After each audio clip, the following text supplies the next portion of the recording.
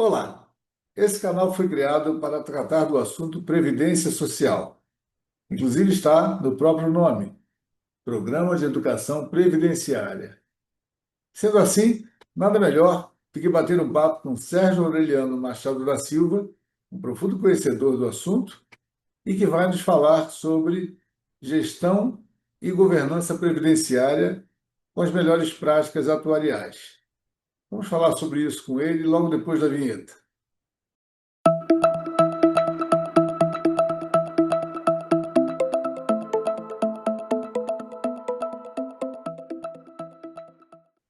Então, Sérgio, vamos conversar um pouco sobre gestão atuarial. Vamos, claro. Você vai abrir uma apresentação e vai comentar lá para a gente, né? Correto. Vamos fazer uma apresentação do cálculo atuarial, que é o passivo de todos os RPPS. Quem calcula é o atuário e tem uma gestão. Você tem que fazer alguns cálculos, mas antes tem alguns procedimentos que o RPPS tem que tomar.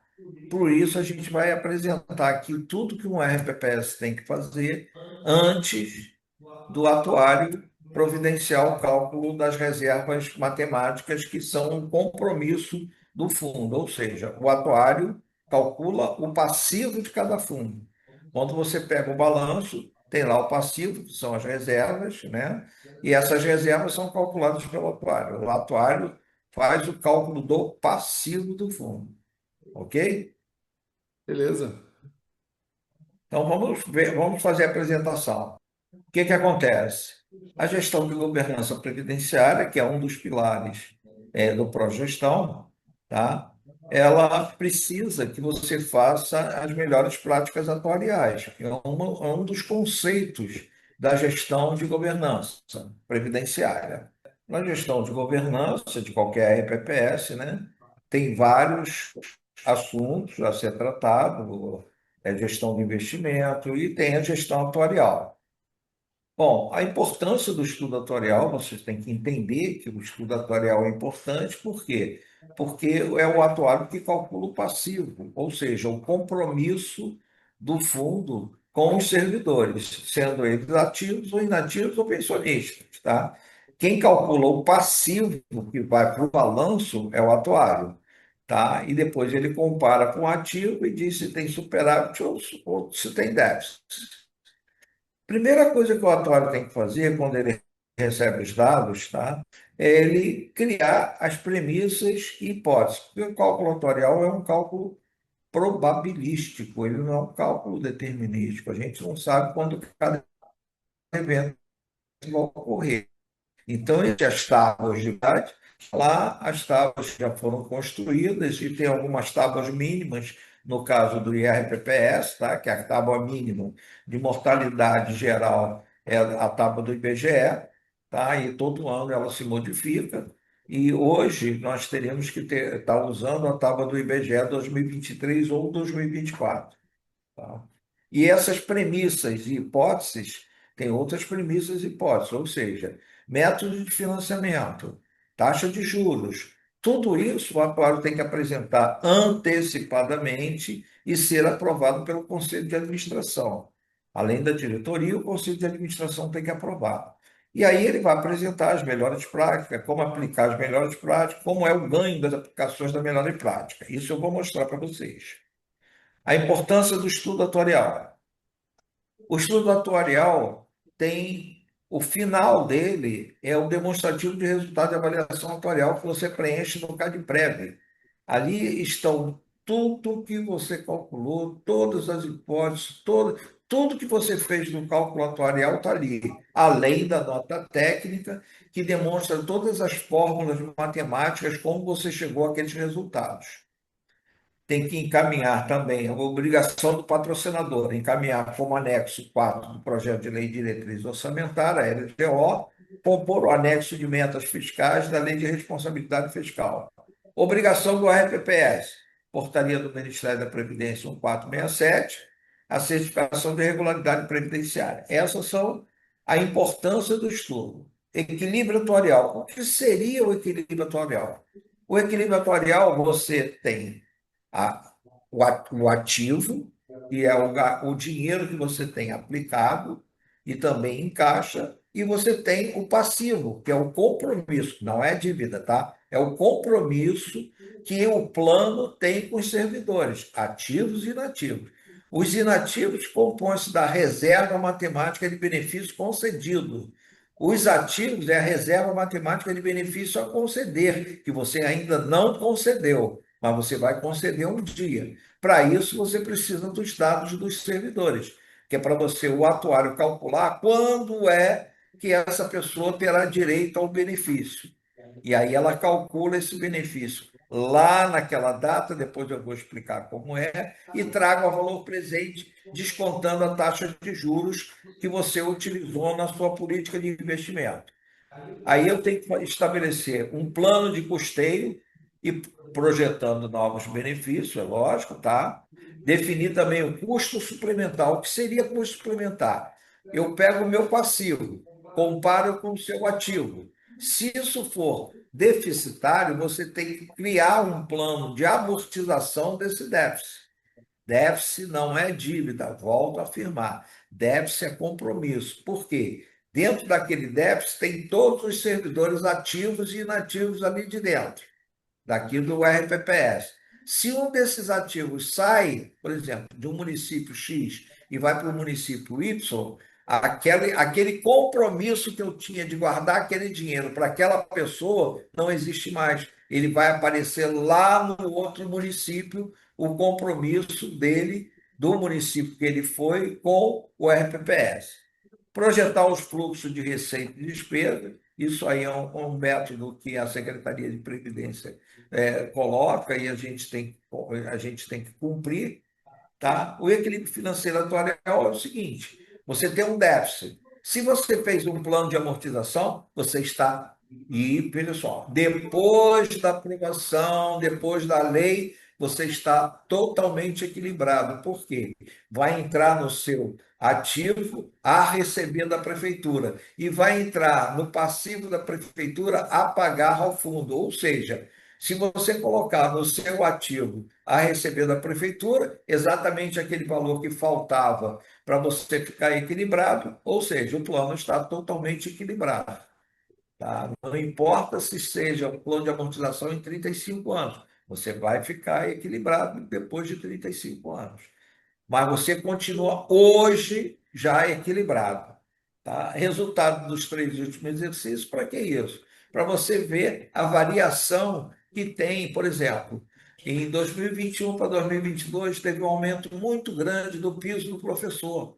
Isso impactou em todos os planos, todos, sem exceção, porque o piso, na época, alterou 34%, que ele estava acumulado, e alterou 34%. Foi um resultado assim horroroso para todo mundo. E desenvolver um parecer atuarial, no final, o que ele tem que fazer? Tem que fazer um relatório, entregar para a gestão, que vai aprovar no conselho, tá? E a gente vai, depois de tudo aprovado, o atuário recebe uma autorização do RPPS para o quê? Postar o DRA no CadPrev. As etapas da avaliação atuarial, todo atuário, quando não é a primeira vez que ele faz a avaliação atuarial, ele tem que pegar toda a legislação do RPPS. Ele precisa conhecer as condições de benefício daquele RPPS. Depois que ele analisar, porque o melhor atuário é aquele que conhece a legislação, ou seja, eu vou calcular exatamente aquilo que a legislação permite, tá? Ou exatamente aquilo que cada legislação tem. Aí eu vou fazer o cálculo das reservas, vou pegar. Como é que eu faço o cálculo da reserva? A partir do cadastro dos servidores. E esse cadastro tem que estar perfeito. Tá? Depois eu vou mostrar para vocês a diferença só no sexo, quanto é a diferença do valor da reserva. Aí, depois de calculado as reservas, eu vou calcular o plano de custeio e também as hipóteses atuariais que eu vou determinar, o atuário vai determinar, que tem que ser aprovado pelos conselhos. Primeiramente, o atuário tem que definir as premissas e hipóteses. Tá? Essas premissas e hipóteses são as biométricas e as financeiras. A taxa de juros anual é determinado pelo CIPREV, através de uma portaria, onde diz pelo o exercício anterior qual foi a duração do passivo, e aí você vai ver, pela duração do passivo do cálculo anterior, qual vai ser a taxa de juros para o ano seguinte. A projeção do crescimento real do salário, normalmente a gente não usa, a não ser que você tenha um plano de cargos e salários. Ou seja, se você tem um plano de cargos e salário, a gente vai percorrer toda a variação do plano de cargos e salários para cada servidor, porque, teoricamente, ele pode chegar até o último nível. Ele podendo chegar até o último nível, então eu tenho que, probabilisticamente, ele vai chegar até o último nível. E tem as biométricas, que são as tábuas de entrada em validez, a tábua de mortalidade inválido, tábua de mortalidade geral, tábuas de sobrevivência, composição familiar, novos entrados, e aí, no final, a gente tem que calcular o teste de aderência. Ou seja, quem trabalha com novas entradas é porque não trabalha com massa madura. O que seria massa madura, Sérgio? Bom, massa madura é o seguinte: para cada servidor que sair, você vai entrar um outro servidor com as mesmas características que aquele outro. Então, você vai ter uma massa madura, ou seja, sempre você vai ter o mesmo perfil. É quase uma geração futura, tá, com o mesmo perfil da geração atual. Então, aquela massa de servidores, salário médio, idade média, tempo de contribuição médio, vai se manter mais ou menos a mesma coisa. Isso são os testes de aderência. Composição familiar. Se você não fez pesquisa com todos os servidores para descobrir a sua composição familiar oficial, a gente vai utilizar a composição familiar de quê? A família padrão do IBGE. Que lá, por exemplo, tem uma pessoa com 30 anos, tem esposa e um filho. Mesmo que você tenha um servidor que ele é solteiro, mas na avaliação atuarial ele vai aparecer com esposa e um filho, para deixar a pensão. Então, é muito importante que você tenha o cadastro atualizado desses servidores. Seria muito importante que, como é a legislação, que de 5 em 5 anos você faça um recadastramento. Isso é muito importante, que é para poder. Você não precisa fazer recadastramento de inativo, mas você precisa fazer recadastramento de ativo. Bom, as premissas atuariais. As premissas atuariais, a mortalidade geral tem que ser, no mínimo, a tábua do IBGE. Isso quem determina é a secretaria. A sobrevivência de inválidos, exatamente igual à sobrevivência de válidos. Por quê? Hoje em dia, um inválido sobrevive quase igual ao válido. Entrada em invalidez, também tem uma tábua mínima que é a hora-vindas. Mortalidade geral. Você pode usar a experiência do IAPC, que é muito próximo da nossa experiência atual, tá? E nós vamos entrar sendo submetida desde que em aumento de massa de segurado. Ou seja, eu não posso dizer que hoje você tem 1.000 segurados, tá? 1.000 servidores, e daqui a 10 anos você vai ter 1.500, a não ser que seja um município em expansão, que é muito difícil.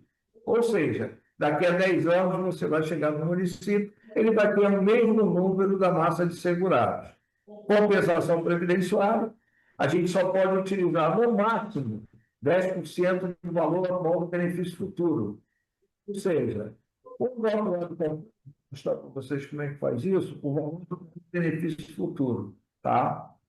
A taxa de juros, como eu falei antes, ela é definida pela secretaria, e taxa de crescimento, no mínimo 1%, e no máximo de rotatividade. Rotatividade em município eu utilizo nula.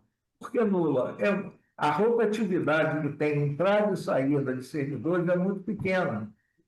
Normalmente sai-se muito pouco servidor do município, sai alguns para ir para outros, mas não é significativo. Então, normalmente a taxa de rotatividade, a maioria dos atuários calcula como nula.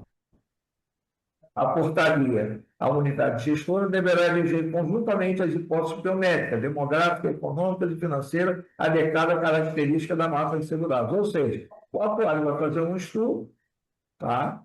da massa que você tem, vai propor de acordo com o perfil. Por isso que é importante que não seja cada ano um atuário, porque ele acaba não conhecendo as características básicas da sua entidade. Apesar de que ele tem, se ele pedir, você tem a base que você forneceu para o outro atuário no ano anterior, tanto é que ele tem que apresentar, tem que fazer um comparativo dos 3 últimos resultados, tá?